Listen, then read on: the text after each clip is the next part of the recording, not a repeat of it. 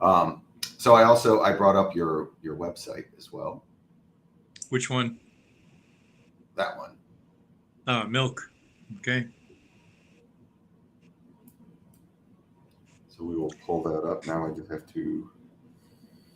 I watched the show myself on LinkedIn as well, so I can see how many people we have in.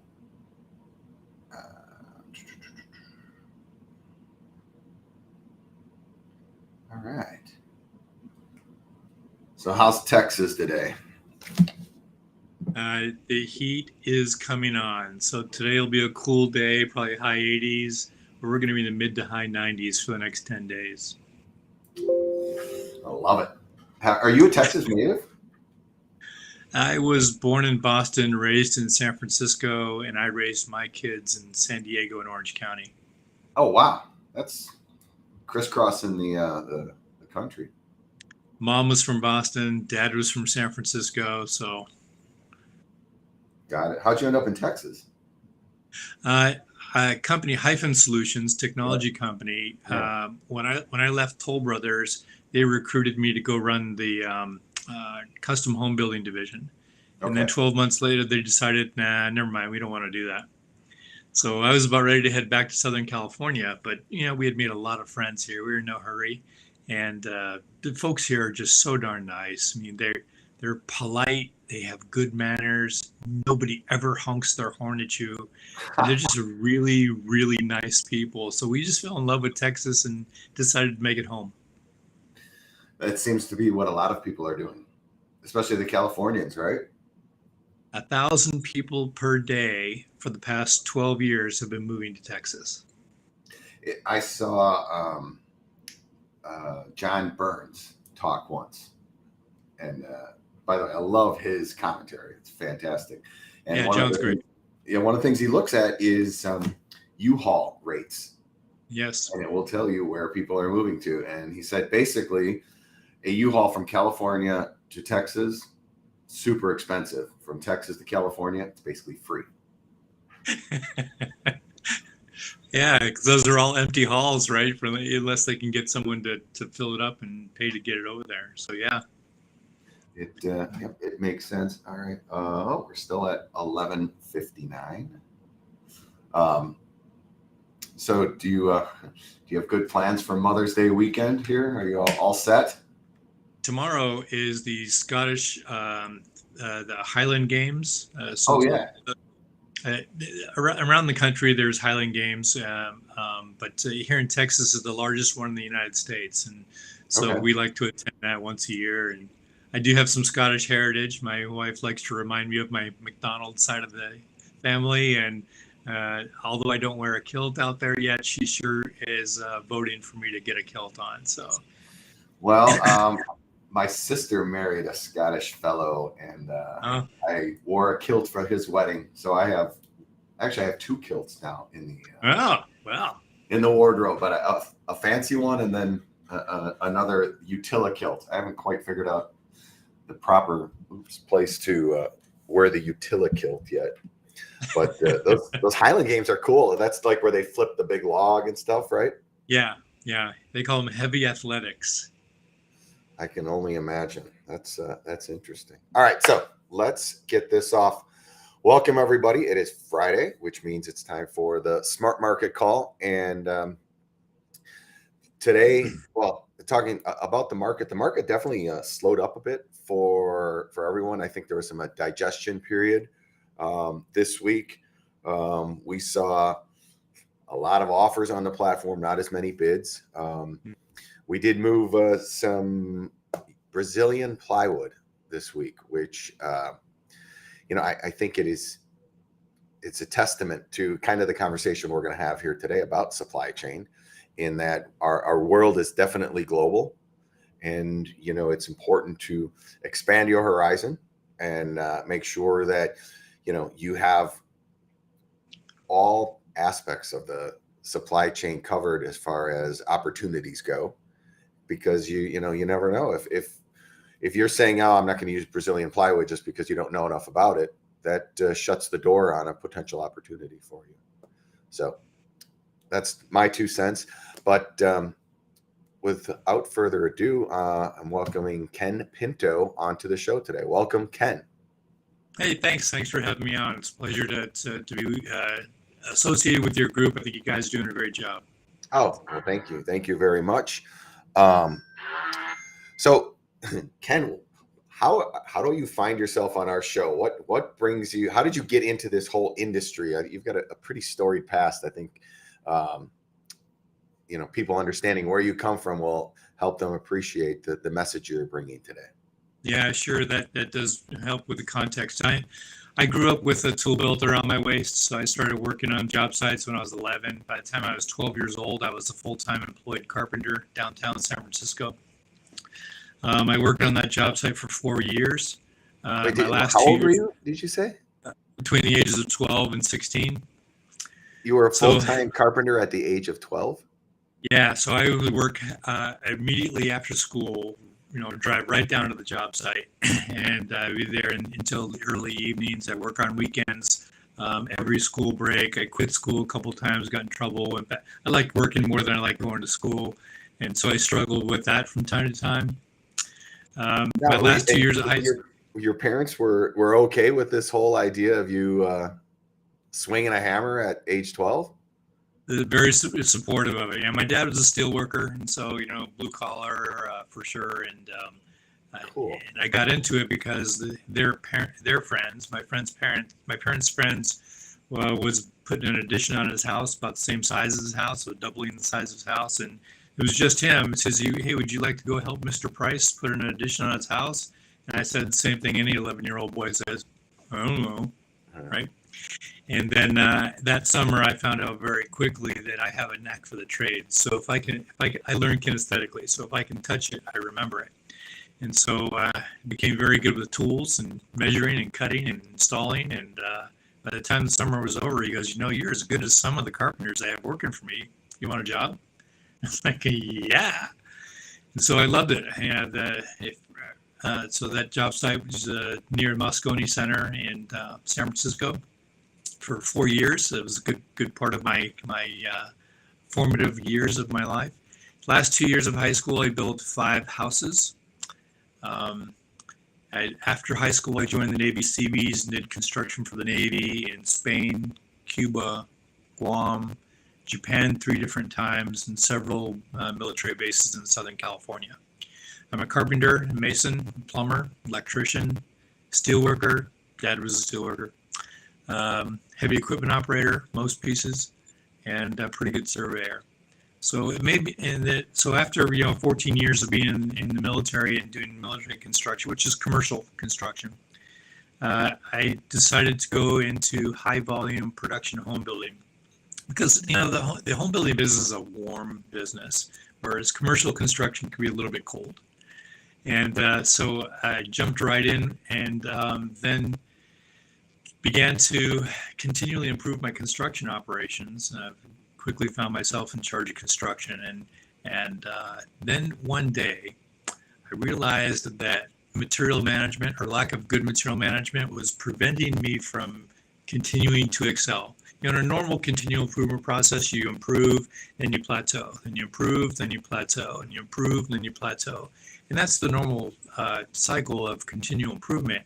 But I had hit a plateau that I just couldn't get past. It was a ceiling I couldn't push forward, and discovered that it was materials that was really holding up my business. So I thought, okay, I'm going to get out of construction operations. I'm going to go into supply chain management. I'll fix that, and then I'll go back into construction operations. Well, I greatly underestimated the size of that project. Right. So. Right. And so, 11 years later, after 19 years of being in the home building business, working for 4 of the top 10 home building companies, I decided we really need the bar to raise for the entire industry. And so I wrote a book, How Much is the Milk, which is a supply chain management book for residential construction, and in hopes of helping the entire industry to find something. And so far, everyone tells me they at least find something in there that helps them to improve their operations. And so there's a little something for everybody, manufacturers, distributors, wholesalers, dealers, subcontractors, and builders alike, small, medium, and large size builders. So I think So you know, let's talk about the name of this book, though. ah, I go, how much is the milk, and why the heck does that matter to construction? So when you told me yesterday, then it makes sense. So why the name? So when I first went into residential construction, and I was in charge of a job site, and there was some damage inside one of my houses, drywall damage inside one of my houses. I don't know who did it. Nobody fessed up to it, so I got to pay for it. And so I want to write the change order to the drywall guy for the fair price. And so I opened the contract folder to look at his contract, and I can't figure. I'm looking for unit pricing, and all I see is this one big lump sum number. I thought, well, that must be what they send out to my construction trailer in the office. They probably have all the unit pricing. So I'll call them. Okay. So I call the purchasing manager and I say, hey, I can't find unit pricing. I'm in a predicament here. I need to write a change order. And all I can find is this lump sum number. And he goes, oh, we don't use unit pricing. We just use lump sum numbers. And we use the competitive bid process to make sure we get the right price for contracts. And then we write change orders based on whether they look reasonable or not. Now, I'm not sure what reasonable means. To this day, I still don't understand what reasonable means, or nor how to roll that out equally amongst all your superintendents in a company. But that was what it is. So I wrote a change order and went on my way. And I likened that process to going into a grocery store. You have your grocery list. You get your shopping cart, and you're going through the aisles, picking up all your products. But in this store, there are no prices on any of the products or on any of the shelves. But you need your groceries, so you fill up your cart, you head to the register. She rings you up and she says, okay, that'll be $236.14. Being curious, she says, hey, I'm just curious, how much is the milk? And she, in a very practiced way, says, it is not our policy to reveal unit pricing. We think that, because of our selection and our service, we'll keep you coming back week after week. And if you were to compare your week's groceries cost here with another place, that you'll find that we're competitive. Not really sure what she just said. You ask again, hey, I just want to know how much the milk is. And she doesn't respond. So now nobody would ever shop at that store, right? So there's no one. There's not a single person who would shop at that store. But in home building, we do that every day. Of course. Right? We write turnkey lump sum contracts, and we're not really sure how much the milk is. And for every single supply chain strategy that I have in my book, which is everything that's in my mind. I mean, I dumped everything into this book. Every single one of them depends on the builder understanding their SKUs. They need to know how many gallons of milk they use and how much the milk is. Well, it's funny, when I first got into construction right out of college, I worked for a company in Portland, Oregon, who was doing work on Intel sites. And the one estimator or the project manager said, the first bid you put in, it doesn't matter what it is. You just have to get the contract, because after that, you make all your money on the change orders. On the change orders, and yeah. He had been on a site for 3 years on a 6-month project, because they get in and then it just change order, and they keep rolling it. And that's where they made all their money. So let's just kind of flip to, our first big question is, how did we get to where we're at right now in supply chain? Like the whole supply chain scenario, if you would, because you're a proponent of just in time, but let's just kind of, let's level set here and say, how did we get to where we're at? The pandemic has created a lot of opportunities, and I call them opportunities because I think a lot of the challenges we had before the pandemic began still exist today. And so I think that the pandemic has highlighted supply chain challenges that we've been ignoring for a really long time. Correct. Yep.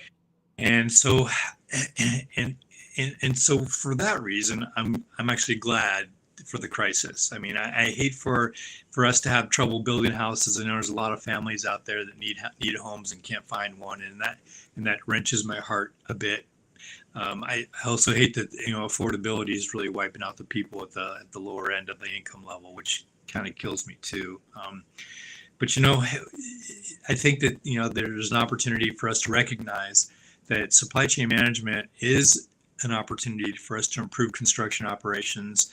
And if we can take this chance to identify what they are, instead of, a lot of people are asking me, and it's the wrong question. They're saying, so how long is this going to last? Meaning that they're thinking, well, we'd really like things to go back the way they were. They weren't very good to begin with, so I don't want them to go back the way they were. Right. So I'm hoping that this is a catalyst for change that stays. And so what I'm telling people is, don't look for things to go back the way they were. Think about how you can make things better. And so, we still, and I know that we still have issues with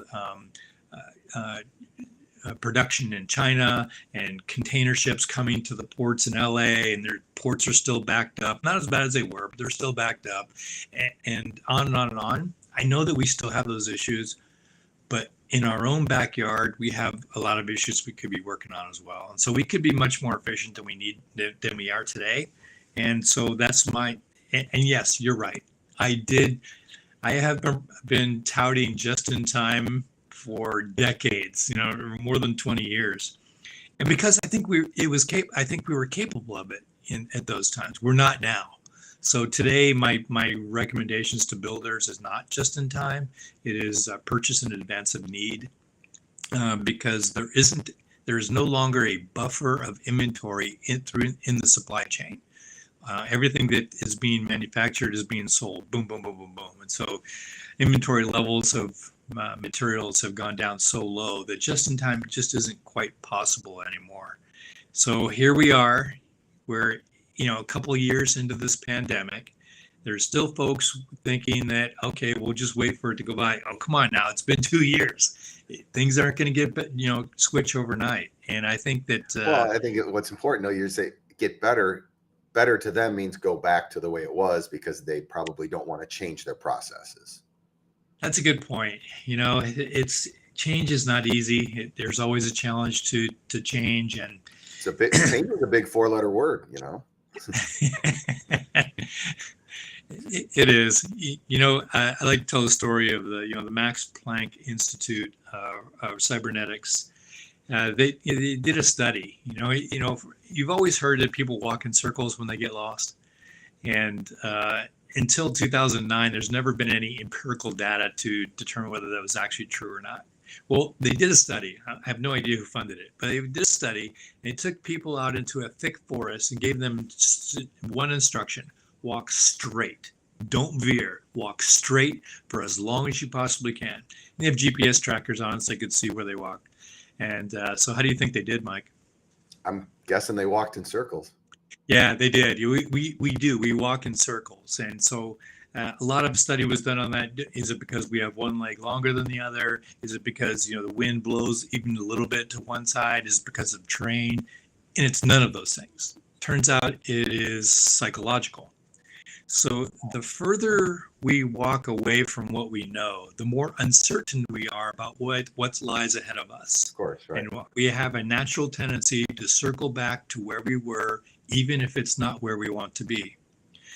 So yeah, change is hard, and even though we don't like the way things are, because we've been doing them for a long time, they're comfortable, and we have tendency to just circle back to right where they were. And so I hope that we don't do that in our industry. I hope we take this opportunity to make some great changes to turn transactions into interactions in our supply chain relationships, and collaborate a little bit more with our upstream supply chain so that we can work together to lower each other's costs. Not taking margins out of the supply chain, taking cost out of the supply chain. So what's the big areas, or what are we doing wrong today? Like with given all the constraints of the current market, what things are we doing a poor job at? I've spoken several times in the past month, and the one thing I hear over and over again from dealers and subcontractors alike is that about 25% of their trips to the job site are wasted because the job wasn't ready. Now that's equals about 8 deliveries per house at 1.2 million houses. That's what, 9.6 million deliveries. We need that capacity really, really bad. We're wasting a lot of time. It's a lot of our efforts and are being wasted, and it's capacity we need, it's truck drivers we need, it's trucks we need, and we just can't afford all these dry runs. And 25% is a pretty large number, and I heard it pretty consistently from a lot of dealers. So I don't like hearing that. I think that that's a process problem that we should be working on. We desperately need that capacity, and nobody wants to make a dry run to the job site. I mean, it just doesn't benefit anybody. Right. So That's silly. yeah, we shouldn't be doing that. I mean, gosh, what are we at, 5.50 a gallon for diesel? So goodness, that's killing us. So like, what else? Like, well, how do we prevent that? Like, what are ways that we can go about preventing a dry run? So I think construction superintendents who use software to run their job sites, which is pretty common. I mean, we don't see guys using Excel spreadsheets to run job sites much anymore. I mean, there still are, but the technology in our industry has gotten better and better, and cheaper and cheaper and cheaper. And so it's pretty easy to have at least a decent database to run your business on. And so electronic schedules are great. And what I'm hearing from the dealers and subcontractors is that the superintendents aren't keeping them up to date. So they're changing so fast that the guys don't even want to deal with it. They're tired of continuously updating. And so the data is no good. It's funny you say that. We're working on some process changes here, and it's more work up front, but that work up front is going to prevent more work later, right? So what ends up happening though is you start doing that, and the work up front prevents the work later, and you're like, I'm just wasting my time doing this because we don't need to do it. Nothing bad happened. But what doesn't get realized is it's because you did that work up front that you don't have to do the work later. And yeah, it's crazy. It's as simple as just changing the status of an order, or changing the status of something so it shows up on a report properly. Yeah, I think that, part of the challenge is that they don't understand the ripple effect. So, think of a superintendent who's running a job site, and darn it, the guy didn't show up, and so now I got to reschedule everybody, in front of him. And I think that they either don't understand or don't think about the upstream ripple effect to the entire supply chain, to subcontractors, to dealers, to distributors, to manufacturers or mills. I mean, it goes all the way up the supply chain where that ripple effect is felt, and which creates more inefficiency because they're trying to create practices based on data that they have. If the data they have is not good, then it's going to be even more difficult to provide to make products available and to keep costs down for the builder who's using them. Digitization is a wonderful thing, but it can only truly be maximized, the potential of it, when the whole chain is digitized. Yes, I agree. If I'm digital here and connected and all my data looks great, and you're over there in the same scenario, but someone in between us becomes that blocking point. That's a great. In supply, this is the craziest thing in the supply chain. When we have a truck that's going to go into a lumber dealer, for instance, the dealer asks us to put their purchase order number on the bill of lading. Okay. Sure. You know how easy it is when the truck comes in and the truck driver goes, here, this is your PO 123. Great. Got it. Unload the truck. Let's go. We're using some digital brokers, like Uber Freight, for instance. And when we fill out all the information for the truck, we put in their PO. Does that PO make it from Uber to the truck dispatcher to the truck? No, it just doesn't make it there. Yeah. And then the truck gets there, and all of a sudden the truck driver has to sit for 2 hours while we're waiting, while we're scrambling to get that information to him. Yeah. The dealer has a digital system. We have a digital system. The broker actually has a digital system. The truck doesn't. That's right. We just got to close that little That'll gap. So, what we've done here, and this is actually going to come into the next question we're going to talk about. We've gone the next step, and we are making sure that whoever the shipper, wherever they load at, we tell that person, whatever document you give that trucker, make sure this number's on there. We don't have the relationship with them. We're not paying that. In many cases, it's the reload or the warehouse. But if we do the extra step and go there and say, put this on the bill of lading, it makes all the difference.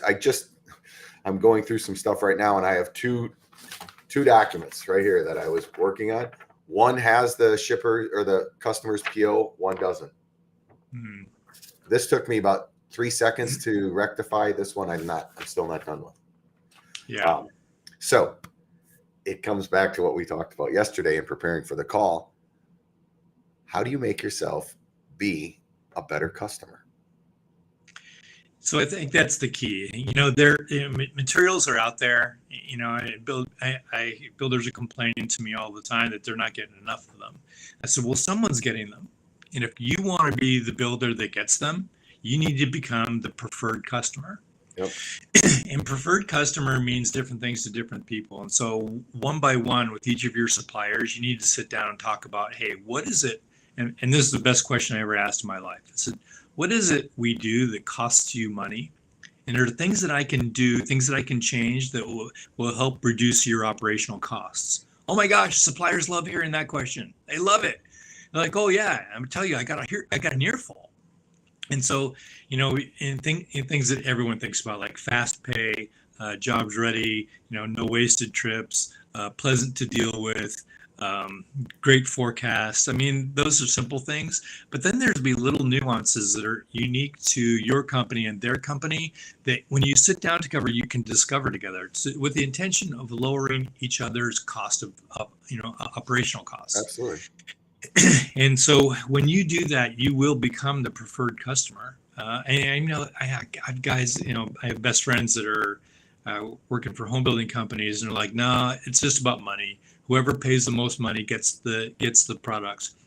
And while suppliers love high-paying customers, that's not the only thing they're looking at. And so I think they're missing an opportunity to capitalize on things that are important to the suppliers who are trying to serve them. It's good, clean business. Indeed. So Materials Exchange was born out of the digitization of the financial markets here in Chicago. And prior to the futures exchanges being digital, you traded on the floor. It was that open outcry yelling back and forth, right?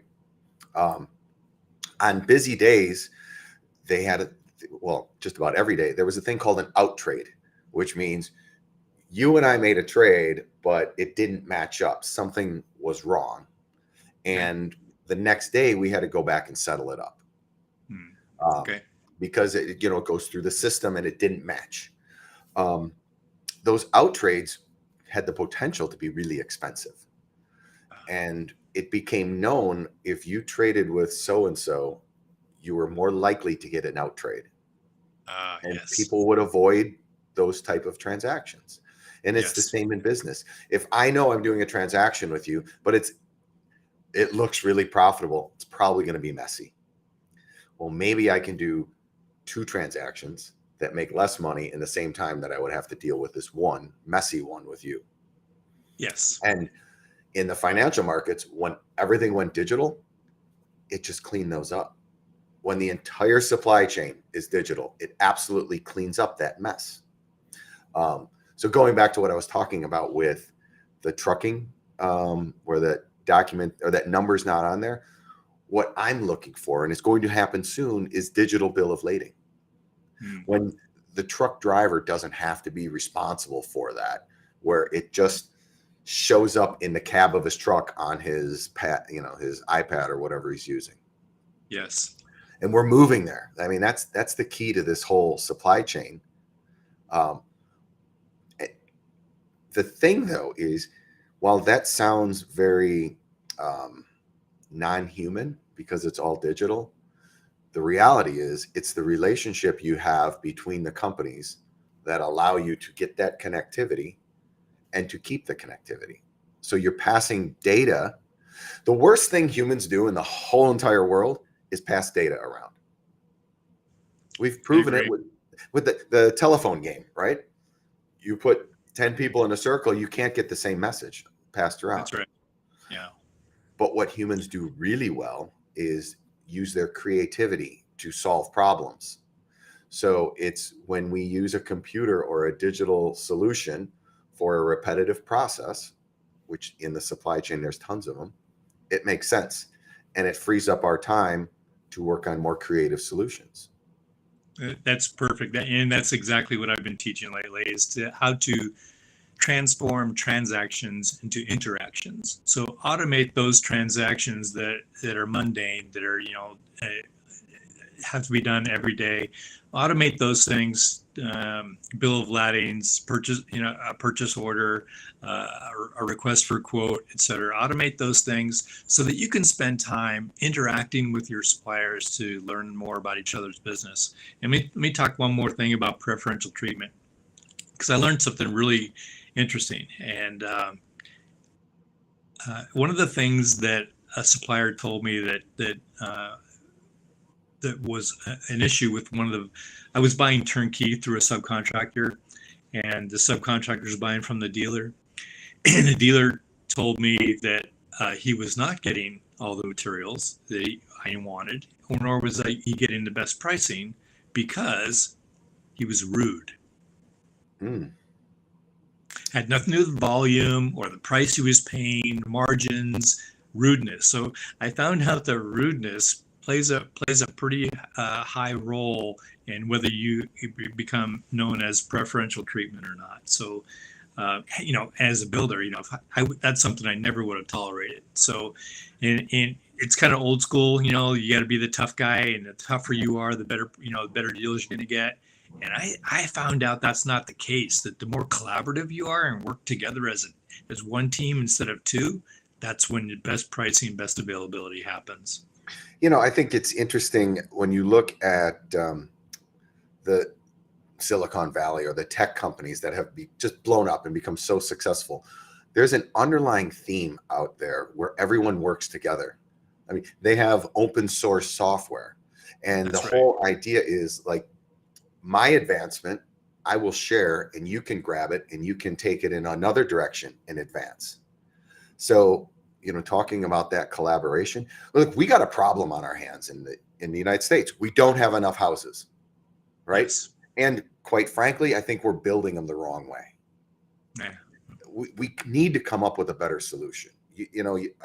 I love looking at the CLT, coming on, and what blows me away about CLT is the lack of knowledge, actually, that people out there that are really building houses right now, they just don't know about it. And it all comes back to, let's work together, let's educate, let's collaborate, let's share. I think data is an extremely powerful tool, or I don't know what you call it, but it's so powerful to have. But data that you just hold inside and don't let anyone else see becomes somewhat useless. It is somewhat useless. I use the example of, I was at Pulte Homes when we were building 40,000 homes a year, and we used pretty much the same kitchen faucet on every house. It was the Moen 7560-C. I'm never going to forget that number. And although we had electronic schedules, I knew exactly in the next 30, 60, 90 days how many of those faucets I was going to need. You know what I told Moen? Nothing. I gave Moen a quarterly report of how many closings we had so they can give us a rebate. Completely squandering all that opportunity for demand planning they could have used if they had better data. So you're right. And the part of the challenge with the software systems that builders have today is they only push out to one level. So if I have a turnkey framer, he's buying the lumber, then my data goes to the framer and it doesn't go any further. And so what I'm working on with some other technology companies is how to move that information past the subcontractor to the dealer, distributor, mill, et cetera, so that everyone can see the same information at the same time and can make decisions on it. And so I think that that's an opportunity for us to grow. And data can be a powerful enabler if it's accurate and if it's disseminated timely. It has to be accurate. There's no doubt about that. So, let's wrap up. What are the top 3 things? If I'm listening to this show today and I'm like, wow, that makes a lot of sense what you're saying. I want to make a change. What are the top 3 things that I should think about over the weekend that I could implement to improve my supply chain and how I experience that? Well, chances are you don't know what you don't know. And so if you take the question, hey, what is it we do that costs you money? And you go to your suppliers one at a time. You can't do this in a big meeting. You do this one at a time, and it's better at their office rather than yours. And sit down and say, hey, what is it we do that costs you money, with intention of working together to lower each other's costs? That's going to have a ripple, and multiple effects. One is, the things I had to change in my company in order to lower their costs didn't cost me anything. There were process changes, there were notification changes. I changed fast pay. We had 30-day pay. I changed it to 10-day pay. Didn't cost us anything relatively.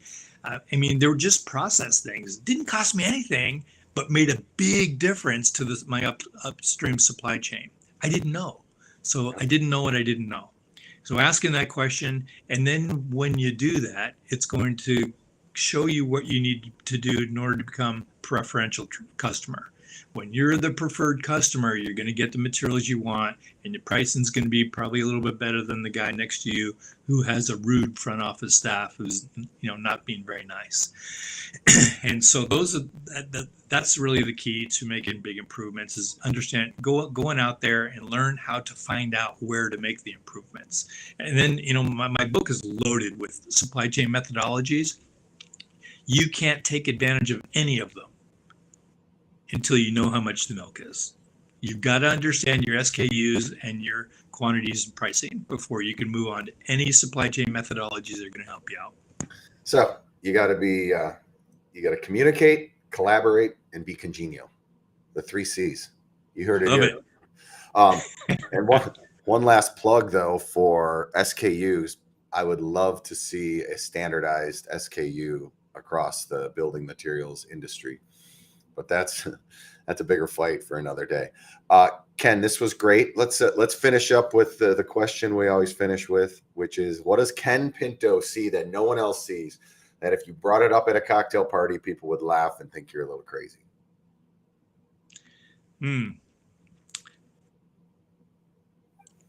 Of all the construction operations, from high rises to shopping malls to churches to houses, the production home building business has an opportunity that no other area of construction has, and that is predictable repetition. And I think that most people on the outside of our industry probably think we're really good at taking advantage of the predictable repetition of our industry, but we really don't. We keep going out to bid. Now, if you're building if you've been building houses for 10 years, you ought to know by now how much a sheet of drywall costs. So you don't need to go out to bid to find out how much you should pay for it. And so unit costing and contracting by unit pricing leads to another potential opportunity. And this is where you really know you've done a great job in collaboration, and that is with shared risk and shared reward. So today, your suppliers are out there trying to get as much money as they can for their products because get it while you can. Their fear of missing out. Oh my gosh, the builders are making money. I want to make money too, and so let's all grab as much as we can. And I think that it's us versus them, and it's not all us on one team.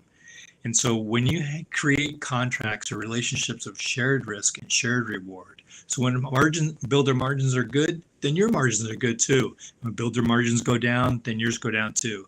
And we like to think that the competitive bid process automatically does that, but there are fallacies with that process. So when you really get together with your guys and say, hey, how much money do you absolutely have to make in order to keep the doors open, which is often about 15%. Say, look, great. We get to the point where we start losing money on houses. We don't want you to lose money because we need you to stay in business. But we'll just drop your margins down to 15. Now, when our margins go up to this, then yours go up to this. When ours go up to this, yours go up to this. And there's that escalation, which requires transparency on both sides. And when you get to that point, I think that's when you can change your terminology from subcontractor to trade partner.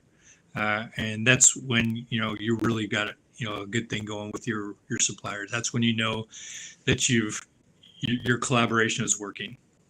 Shared risk, shared reward. Transparency is what it really comes down to. This was great. I recommend anyone who is interested to pick up the book, How Much is the Milk? I'm gonna pick it up. I should have planned a little bit ahead of time and have read the book, but no, I definitely am going to read this. Thanks for coming on. I think, the world that we live in is constantly changing. The only thing that doesn't change is that we're always changing. And, it's going to be different in a year, in 2 years. So let's keep trying to get better. Ken, I appreciate the time today. And, we'll have you on again in a year or so, and we'll see if maybe you're back to just in time at that point.